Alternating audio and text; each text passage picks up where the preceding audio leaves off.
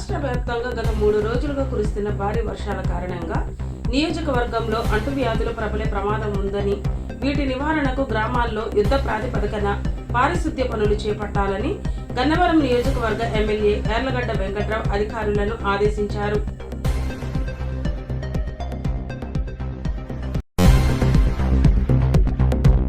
ఒడిశా తీరంలో కొనసాగుతున్న అల్పపీడనం, ఛత్తీస్గఢ్ మీదుగా ప్రయాణించి బలహీనపడనున్న అల్పపీడనం రానున్న 24 గంటల్లో ఉత్తరాంధ్ర, దక్షిణ కోస్తాలో ఓ మోస్తరు వర్షాలు, తీరం వెంబడి 45 నుండి 55 కిలోమీటర్ల వేగంతో ఈదురుగాలులు, మత్స్యకారులు వేటకు వెళ్లొద్దని హెచ్చరిక.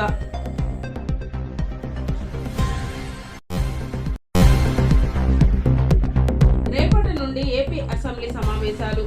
తొలి రోజు ఉభయ సభలను ఉద్దేశించి ప్రసంగించనున్న గవర్నర్ అబ్దుల్ నజీర్ ఏపీ అసెంబ్లీలో మరోసారి తెరపైకి రానున్న ప్రతిపక్ష నేత హోదా.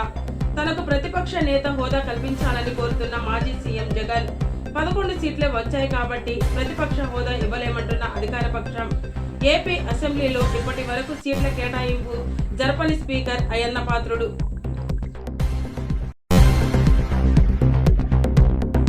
గ్రేటర్ హైదరాబాద్ లో ప్రస్తుతం 320కి పైగా అన్నపూర్ణ కేంద్రాలు కొనసాగుతున్నాయి. రోజు మధ్యాహ్నం 5 రూపాయలకి భోజనం అందిస్తున్నారు.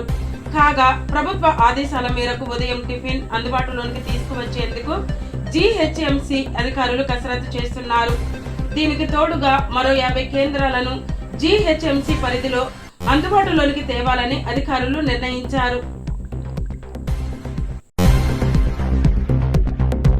విజయవాడలో ప్రకాశం బ్యారేజ్ కి వరద ఉధృతి కొనసాగుతోంది.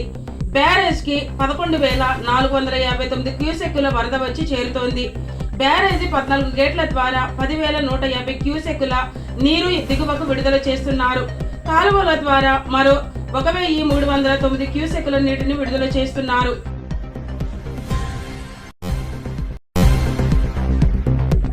భారీ వర్షాల కారణంగా భద్రాచలం దగ్గర గోదావరికి భారీగా వరద చేరుతోంది. 37 అడుగులకు నీటి మట్టం చేరింది.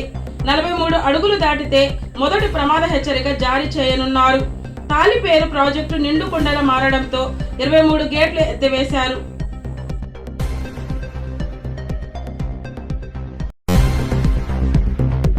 విశాఖలో వైసీపీకి షాక్, చేజారనున్న మేయర్ పీఠం. భారీగా పార్టీ వీడనున్న వైసీపీ కార్పొరేటర్లు. 12 మంది టీడీపీలోకి, 9 మంది జనసేనలోకి రేపే ముహూర్తం. టీడీపీ కార్యాలయం వేదిక ఫలించని మాజీ మంత్రి గుడివాడ అమర్నాథ్ బుజ్జగింపులు. మేయర్ ఛాంబర్లో నిర్వహించిన సమావేశానికి 25 మంది కార్పొరేటర్లు డుమ్మా. నగర శివారులోని ఒక రిసార్ట్లో పార్టీ మారనున్న కార్పొరేటర్ల కీలక సమావేశం. మొత్తం వ్యవహారంలో చక్రం తిప్పిన ఒక ఎమ్మెల్యే.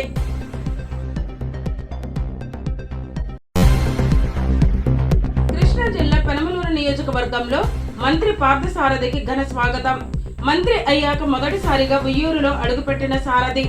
మంత్రి సారథి ఎమ్మెల్యే బోడె ప్రసాద్, నగర పంచాయతీ చైర్మన్ వల్లభనేని నాని, మాజీ ఎమ్మెల్సీ బాబు రాజేంద్ర ప్రసాద్ కు గజమాలతో స్వాగతం.